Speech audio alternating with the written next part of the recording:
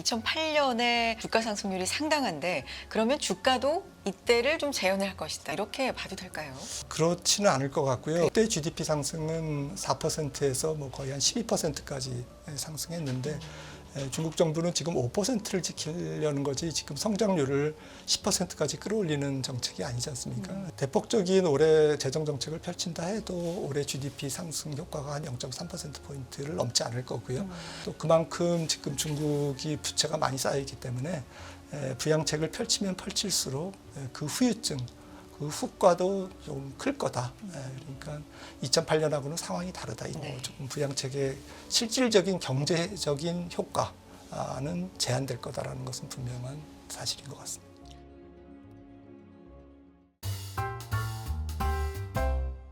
더킴의 하우스실 이코노미스트 김한진 박사 함께합니다. 박사님 안녕하세요. 네, 안녕하세요. 네.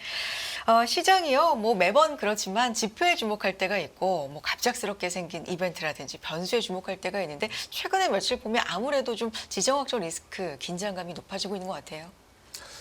네, 뭐 네. 지정학적 리스크는 뭐 그 자체가 주식시장이 싫어하죠. 그렇죠. 네. 좀 어떻게 될지 모르니까요, 아무래도. 그야말로 변수고, 네. 시장이 가장 싫어한다는 불확실성의 거의 뭐 핵심이 아닐까 생각이 드는데, 이걸 제외하고도 일단 흐름을 보자면 지표들, 특히 이번 주는 고용 지표의 주간이라고 볼 수 있잖아요. 또 ADP 민감한 고용도 발표가 되고 신규 실업수당 청구자 수도 오늘 발표가 되는데 흐름 전반적으로 어떻게 보고 계십니까? 네, 뭐 예전에는 안 보던 ADP 민간 고용 지표가 조금 주목을 받고 있습니다. 그렇죠. 그래서 네. 어제 나온 지표를 보면은 네. 괜찮게 나왔습니다. 앞서 유산아님께서 잘 정리를 네. 해주셨지만 예상치가 9월 지표입니다. 9월 고용이 예상치가 한 13만 5천 건 정도 그렇게 증가할 거다. 월간 일자리가 그렇게 봤는데 수치는 14만 3천 건 나왔습니다. 그래서 네. 괜찮게 나왔고요. 추세를 보시면은 지금 5달 연속 떨어지다가 뭐 지난달에 반등을 한 거죠. 특히 지금 7월은 허리케인 베릴이 조금 왔다 간 상황이라서 임시 해고자가 굉장히 많았던 미국에서 한 24만 건 정도가 임시 해고된 그러한 달이었고 8월도 연속해서 나빴는데 9월에 반등했기 때문에 조금 내일 오늘 밤 우리 시간으로 오늘 밤 발표되는 노동부의 고용 지표도 비슷한 추세를 이어가지 않을까. 그래서 지금 컨센서스는 뭐 한 12만 건에서 13만 건 그렇게 형성이 돼 있는데 그 정도 나와주면 뭐 괜찮죠. 지금 미국 경기가 침체에서는 거리가 멀다 이렇게 판단할 수가 있겠고요. 특히 구인 건수가 조금 거듭 말씀드리지만 좋습니다. 지금 뭐 그래서 구인 건수가 2015년에서 2019년 정도 평균이 636만 건 정도, 그러니까 팬데믹 이전에 좀 장기 평균이죠. 600만 건 이상이었는데 지금 지난달에 뭐 7월달 지표지만 지금 그 졸트 보고서 보면 804만 건이었잖아요. 어제 크리스마스 챌린저 그레이 앤 크리스마스 네. 민간 고용 조사 업체죠. 해고율이 4% 정도 좀 감소했다. 그러니까 좀 긍정적으로 나왔습니다. 그래서 지금 신규 일자리를 제외하고 조금 뭐 여러 가지 부수적인 지표, 해고율이라든지 고용률이라든지 이런 지표들은 미국 고용이 아직까지는 침체로 완전히 향한 것은 아니다. 조금 여유가 있다. 침체까지 도달하려면 일정 기간이 걸릴 것이다라는 것을 지금 계속 신호를 보내고 있습니다. 속도 면에서도 좀 네. 완만한 편인가요? 그렇습니다. 네. 근데 다달이 발표되는 고용 지표가 네. 워낙 이제 조금 들쭉날쭉한 것도 있고 요즘에 그리고 최근 3개월이 조금 나빴기 때문에요. 최근 3개월이 11만 6천 건이었거든요. 그러니까 허리케인 베릴이 치고 나간 7월 고용 지표가 빠진 이제 8, 9, 10월 고용 지표가 이제 좀 본 게임이죠. 그러니까 아무래도 연준은 뭐 다음 달 초에 발표되는 10월 고용지표까지 확인을 해야 11월 금리 인하에 대해서 확실하게 그 폭을 결정할 것 같습니다. 지금 시장에서는 연속적인 B컷에 대해서 가능성을 좀 높이다가 지금은 다시 좀 축소한 상황이거든요. 임금 관련돼서도 그렇고 뭐 물가도 그렇고 전반적인 걸 좀 포함했을 때 이 금리와 관련된 지금 예측은 어떻게 나오고 있는 상황이에요, 박사님? 어, 연준의 통화 정책은 뭐 파월 의장이 얘기했죠. 네. 전미경제학회에서 뭐 조금 급하게 움직일 여건이 아니다라고 이제 못을 박았습니다. 그거는 25bp씩 차례로 좀 네. 가겠다라는 걸 시사한 건가요? 네, 사실은 뭐 네. 몇 달 전만 해도 올해 100bp 이나는 컨센서스가 아니었거든요. 네, 사실 한 번이나 할까 두 번이나 할까 이제 이 정도에서 지금은 뭐 B컷이 마치 정답인 양 그렇게 컨센서스가 약간 살짝 기울어져 왔다 갔다 하고 있습니다만은 네네. 이제 그런 상태인데 지금 아시다시피 이제 주거비가 잘 안 떨어지고 있고 주거비보다 더 큰 문제는 이제 임금이 잘 안 떨어지고 있습니다. 그래서 임금 뭐 같은 얘기죠.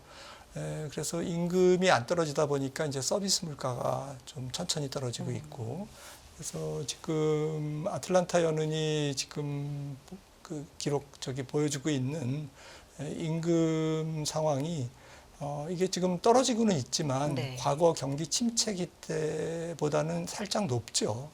그리고 2008년 금융위기보다도 높고 경기 침체를 알리는 결정적인 신호를 보이고 있지 않다라는 것이죠. 임금이. 그래서 이게 조금 더 떨어져 줘야 서비스 물가도 안정되고 연준이 조금 더 공격적으로 금리를 인하할 수 있는데 이 부분이 아직까지는 연준의 조금 통화 정책에 조금 발목을 잡고 있다 이렇게 생각을 합니다. 네. 그러면 박사님 최근에 이제 나오는 아주 며칠간의 이 인플레이션을 자극할 수 있는 재료들이 좀 살고 있다라는 우려들이 좀 있거든요. 뭐 예를 들면 석유시설 타격설이라든가 아니면 항만 파업 뭐 이런 문제도 있고 물동이 막히면 뭐 공급 차질이 있을 거고 가격이 오를 거다. 뭐 이런 논리잖아요. 임금과 관련돼서도 그렇고 전반적으로 인플레이션 다시 좀 자극될 가능성에 대해서 어떻게 보세요? 아직까지는 공급 차질에 의한 인플레이션은 포착되고 있지 않고요. 하지만 이제 지금 말씀하셨듯이 전방위적으로 미국 입장에서 국내적으로 인플레이션 압력이 증가하고 있고 불확실성이 있습니다. 동남부 항구 파업은 지금 4일째 지금 지속되고 네. 있는데 지금 재고라든지 또 지금 배들이 뭐 지금 서부 쪽으로 이제 우회해서 지금 하고 있기 때문에 어느 정도는 버틸 수 있지만 전문가들은 뭐 한 2주 정도가 조금 한계일 거다. 2주가 넘어가면 그때부터는 미국 소매 업체들이 타격을 받고 타격을 받는다는 얘기는 그거는 이제 인플레이션 압력이 소매 쪽에서 나타날 수 있다. 이제 이런 거죠. 그래서 앞으로 한두 주 정도의 시간은 남아 있습니다만은 통상 뭐 이렇게 임금 교섭이 좀 이렇게 생각한 것만큼은 잘 이루어지지 않는 그런 상황을 감안했을 때 장기화될 가능성을 배제할 수 없거든요. 그래서 동남부 항구의 물동량이 미국 전체의 지금 50%가 넘기 때문에 이 부분이 장기화된다면 물가는 이제 완전히 치솟겠죠. 그래서 연준도 금리 인하를 좀 부담스러워할 수밖에 없을 거고 모든 게 이제 다시 원점에서 생각해야 되는 이제 그런 문제고 이란과 이스라엘 대립 문제는 사실 이제 10월 4일 날 이란의 이제 그 무슨 절기 행사가 끝나기 때문에 그게 끝나는 이제 일몰 시간 이후에 10월 4일 이후 오늘이네요. 우리 시간으로는. 네네. 근데 뭐 그 부분이 이제 관건이 되겠죠. 이스라엘이 이제 어느 정도의 타격을 이란에 타격을 하느냐라는 건데 조금 이란은 지금 보면 뭐 지금 보도된 바와 같이 이럴 수도 없고 저럴 수도 없고 이런 상황인 것 같습니다.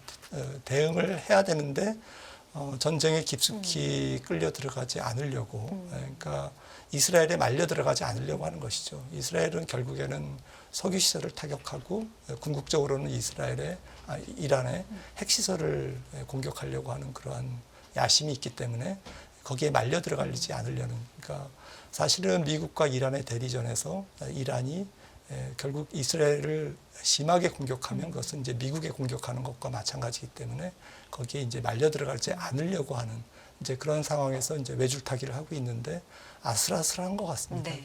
제 생각에는 뭐 뇌피셜이지만 저는 이란이 현명한 결정을 할 거라고 생각을 합니다.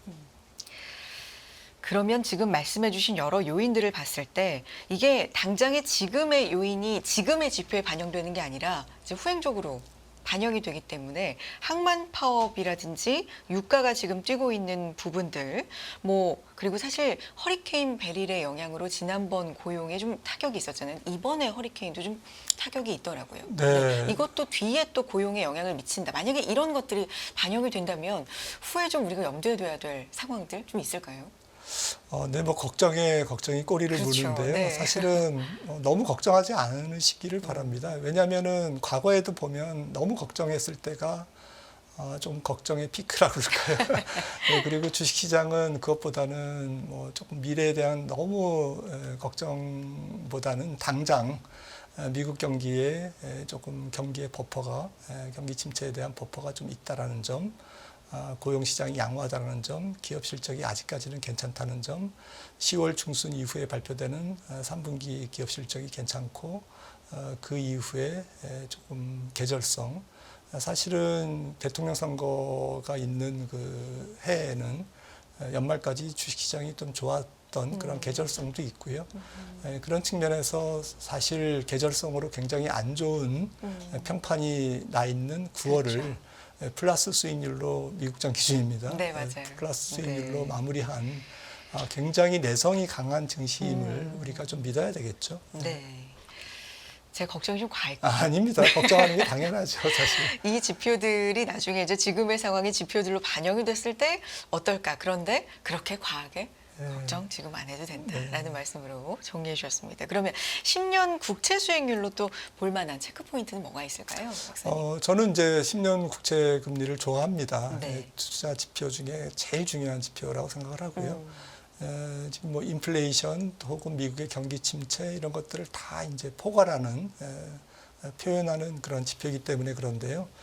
지금 보시는 것처럼 지금 한 달여 사이에 4%하고 3.5%에서 왔다 갔다 하고 지금은 이제 어제는 이제 ISM 서비스업 지수가 좋게 나오고 유가가 폭등하는 바람에 지금 많이 올랐죠. 네. OBP 정도 올라서 지금 3.8%를 넘어서고 있는데 이게 이제 4%를 넘어가면 이제 주가 밸류에이션, 주식시장의 밸류에이션에 조금 부담을 줄 수 있는 거고 이게 또 3.5% 이하로 내려가면 경기 침체가 조금 가시화되는 이제 그런 거를 반영하기 때문에 물론 유가로 이 미국제 10년물이 올라간다면 안 좋은 거지만 어제처럼 ISM 서비스업 지수라든지 이런 경제 지표에 근거해서 올라가는 미국제 10년물의 상승은 국제 가격의 하락은 긍정적이다 증시에. 그래서 좀 희망컨대 3.5에서 4.0 사이에서만 미국제 10년물이 왔다 갔다 하면 지금처럼 한 3.7에서 3.8 정도에 머문다면 조금 국제 시장은 경기는 괜찮아. 그리고 미국은 아직 건강해. 이런 것을 계속 표현하는 거거든요. 그래서 주식시장에도 조금 우호적으로 생각해볼 만한 좀 지표가 아닌가 싶어서 조금 오늘 가지고 나왔습니다. 네. 그러면 4에 조금 더 가까이 갈 만한 요인은 뭐가 있고 이게 3.5 쪽으로 좀 더 가까이 갈 만한 요인으로는 각각 아래 위로 어떤 요인들이 있을까요? 지금 3.5 쪽으로 네. 가까이 갈 요인은 경기 침체 요인인데 그거는 좀 없는 것 같고요. 아직까지는 뭐 한두 달 사이에는 저는 없을 거라고 봅니다. 뭐 오늘 밤에 지금 지난달 미국 그 신규 일자리가 뭐 폭락하지 않는 그렇게 큰 위험은 없을 것 같고 오히려 위쪽으로 갈 위험이 있는데 네. 뭐 유가와 지금 끈적끈적한 뭐 고용 관련 또 말씀드렸던 임금 뭐 이런 부분 또 아까 말씀 나눴던 이제 항만 파업 그러니까 수요 사이드가 아니라 공급 사이드에서 조금 지금 많습니다. 이제 이런 부분들 때문에 꾸역꾸역 한 40% 가까이 움직일 수가 있는데 조금 뭐 지정학적 문제라든지 뭐 파업 문제라든지 항만 파업 문제라든지 이런 것들이 좀 잠잠한다면 4%를 넘기는 어렵겠죠. 아무래도 4% 쪽에 가까울 요인이 지금으로서는 조금 더 네. 많지만 그것도 쉽지는 않을 것 같다라는 말씀입니다. 요 안에서만 이제 간다면 네, 주식시장에 뭐 10년물로 인한 영향은 없을 것이다라는 말로 정리해 볼 수 있는데 또 하나 살펴볼 게 이제 중국 쪽입니다. 저 깜짝 놀랐어요. 정말 그동안 부진했던 걸 뭐 한 번에 며칠 만에 만회하는 흐름을 보여주기도 한 지표가 나왔습니다. 주가 변화 한번 볼까요? 일단 지금은 휴장 기간이긴 합니다만. 네. 지금 보시면은 이게 상해 종합지수 월봉인데 네. 월봉이 이제 지금 삐죽이 섰죠. 그렇죠. 그래서 CSI 300 기준으로는 뭐 바닥에서 30% 올랐고 물론 고점 대비로는 지금 50% 떨어졌다가 이제 고점 이제 그 낙폭을 만회하는 빠르게 만회하는 그리고 홍콩에 상장돼 있는 테크 중국의 테크 주식은 뭐 거의 30% 이상 올랐습니다. 그리고 부동산 주식이 많이 올랐죠. 그래서 전반적으로는 한 50% 떨어졌다가 지금 한 20, 30% 종목별로는 한 4, 50%에서 더블 정도 지금 올라가 있는 상태고요. 지금 부양 정책이 지난 24일, 9월 24일부터 26일에 걸쳐서 이루어졌는데 이번 부양 정책은 과거와는 조금 다르다라는 시각이 우세하고요.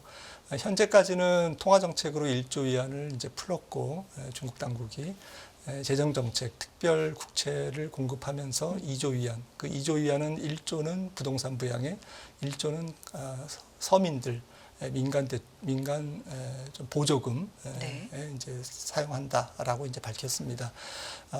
중국 공작회의가 원래 12월이었는데 지금 시진핑 주석이 지난 27일, 26일 날 등장해서 5% 성장을 가로막는 걸림돌은 다 치워버리겠다라고 이제 선언을 했기 때문에 아무래도 지금 추가로 이달에 1조 4천억 정도의 재정부양책이 곧 나올 거다.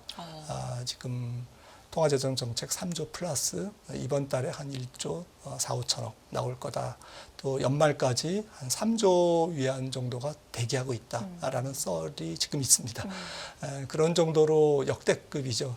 역대급이라기 보기에는 조금 어폐가 있습니다. 왜냐하면은 2008년 금융위기 때 전 세계가 어려웠을 때 중국도 4조 위안의 부양책을 썼는데 그때는 중국의 GDP가 10조 달러에 불과했습니다. 지금은 거의 20조 달러에 가깝기 때문에 만약에 2008년에 펼쳤던 부양책에 비슷한 위력을 발휘하려면 GDP 규모를 감안했을 때 이번에 한 7, 8조 정도는 해야 되는데 지금 이미 한 3조 풀었고 앞으로 이제 재정 통화 정책을 포함해서 추가적으로 한 5조 정도를 풀 가능성이 있기 때문에 2008년과 비슷한 경기 부양책이 될 가능성이 높다라고 지금 시장에서는 보고 있습니다. 차트에서 봐도 2008년에 이렇게 노란색으로 지금 박사님께서 음영으로 처리해 주신 이 부분의 주가 상승률이 상당한데 그러면 주가도 이때를 좀 재현을 할 것이다. 상승률 측면에서 이렇게 봐도 될까요? 그렇지는 않을 것 같고요. 그래요. 그때는 이제 조금 상황이 다르지 않습니까? 굉장히 많이 떨어졌고 급락했고 2008년 금융위기로 인해서 전 세계가 특히 신흥국이 많이 타격을 받았고요. 그때보다는 그때 GDP 상승은 4%에서 뭐 거의 한 12%까지 상승했는데 중국 정부는 지금 5%를 지키려는 거지 지금 성장률을 10%까지 끌어올리는 정책이 아니지 않습니까? 그래서도 안 되고 그래서 그때보다는 훨씬 약한 이제 경기 부양 효과가 있을 것 같고요. 대폭적인 올해 재정 정책을 펼친다 해도 올해 GDP 상승 효과가 한 0.2%포인트, 0.3%포인트를 넘지 않을 거고요. 10조 위안을 다 푼다 해도 내년도 중국의 GDP가 한 0.5에서 1.0 사이 중국의 전체적인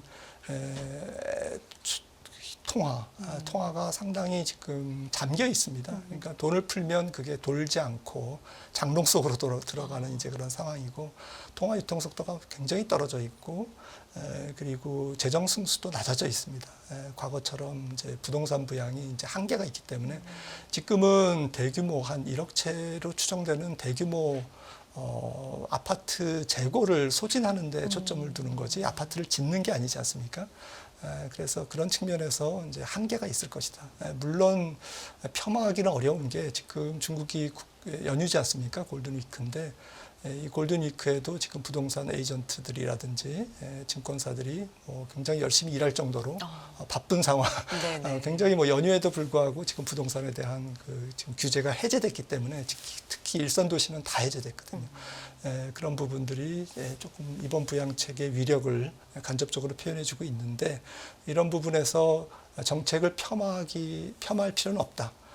돈은 분명히 많이 풀릴 거고 그로 인해서 주식시장과 경기는 부양될 거다라는 것은 팩트지만 그 효과가 2008년 정도로 비교할 거냐라는 정도는 그거는 이제 아니다라고 생각을 하고 있고 또 그만큼 지금 중국이 부채가 많이 쌓이기 때문에 부양책을 펼치면 펼칠수록 그 후유증 그 후과도 좀 클 거다. 그러니까 2008년하고는 상황이 다르다. 2008년은 부채도 낮았고 경제 전체가 중국이 매크로가 좀 가벼운 상황이었는데 지금은 민간 부채를 포함해서 GDP 대비 중국의 부채가 300%거든요. 지방정부 부채도 더 많이 쌓여 있고 그래서 그런 상태에서는 조금 부양책의 실질적인 경제적인 효과는 제한될 거다라는 것은 분명한 사실인 것 같습니다.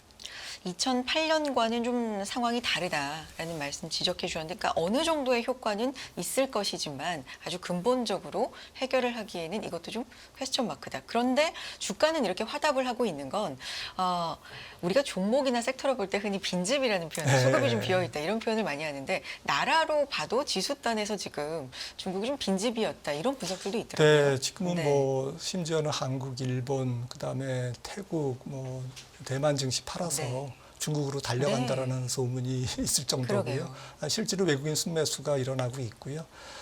그래서 지금 아무래도 이제 그동안 계속 공매도를 쳐왔기 때문에 이 숏커버링 급하게 이제 다시 되짚어 사는 그런 외국인 매수들이 포착되고 있고 홍콩 증시가 어제 좀 숨고르기를 보였습니다마는 이 정도에서 끝날 가능성은 조금 낮다라고 생각을 하고 있습니다. 지금 보시면은 이게 미국이고요, 빨간색이 지금 이 파란색이 중국입니다. MSCI 중국 인덱스고 이게 높이 솟아 있는 게 인도입니다.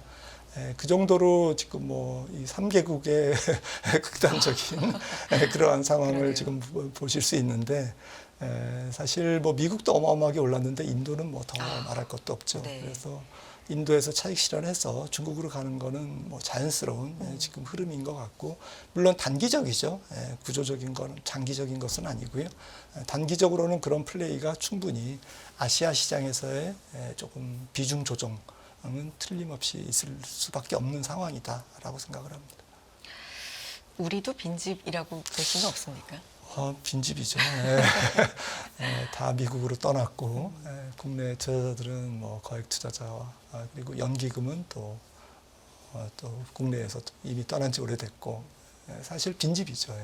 그렇지만 아무 빈집이다는 가지 않는다. 뭔가 메리트가 좀 있어야 된다. 오히려 한국 팔아서 중국 간다는 얘기를 하니까 조금 어이가 없습니다.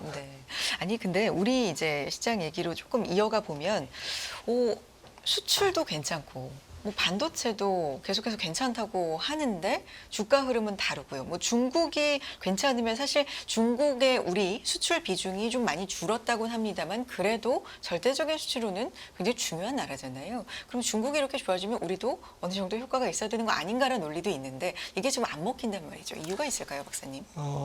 그러니까 2011년, 12년부터는 이제 중국 경제 성장률이 좀 고도 성장기에서 중저 성장, 5% 성장대로 이제 낮아졌고요.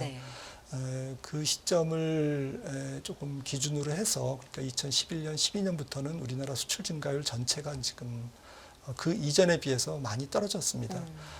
우리나라 자체의 수출 증가율도 떨어졌을 뿐만 아니라 OECD 국가의 평균 수출 증가율하고 거의 비슷한 수준. 2011년, 12년 이전만 해도 우리나라 전체 수출 증가율이 OECD 전체 평균 수출 증가율이 한 2배 정도 됐거든요. 그러니까 2011년, 12년 이후에 어떤 일이 있었을까?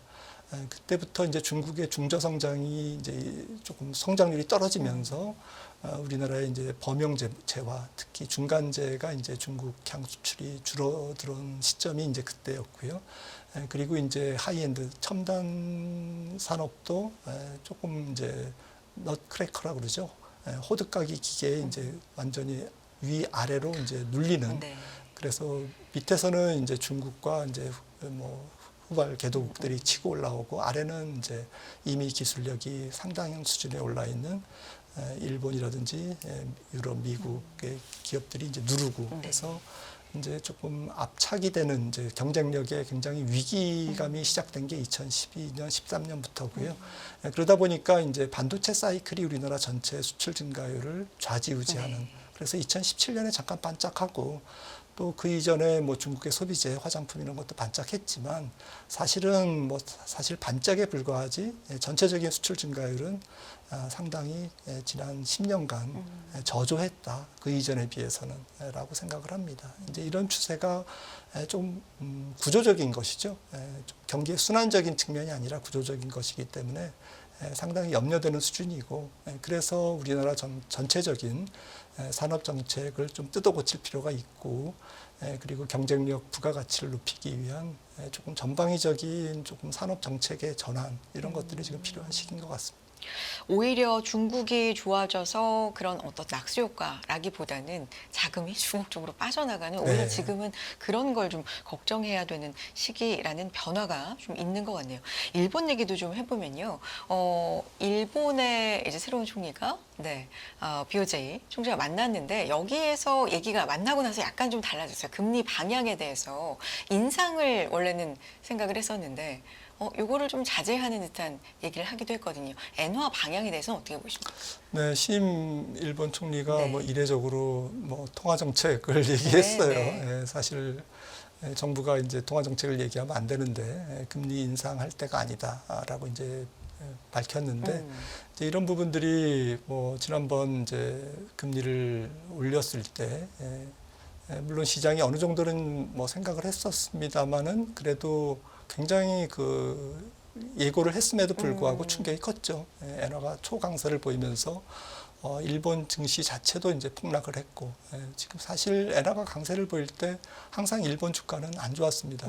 엔캐리가 아닐지라도 이번에는 이제 엔캐리 청산을 동반한 전 세계적인 지금 주가 폭락이 있었기 때문에 굉장히 놀랬고 물가가 지금 지난 그 춘투 이후에 일본의 지금 임금 상승률이 5% 정도 달할 정도로 물가 상승 압력이 완전히 사라진 상태가 아님에도 불구하고 금리 인상에 조금 적극적인 자세에서 한 발 물러선 그런 태도를 보인 것은 뭐 BOJ도 마찬가지고 일본 정부도 마찬가지고 이거는 아무래도 지금 일본 경제가 버티고 있는 이제 버팀목 역할을 하는 것이 이제 일본의 수출 기업들이기 때문에 급격한 엔화 강세로 인한 수출 기업들의 타격을 우려하고 있는 것이죠.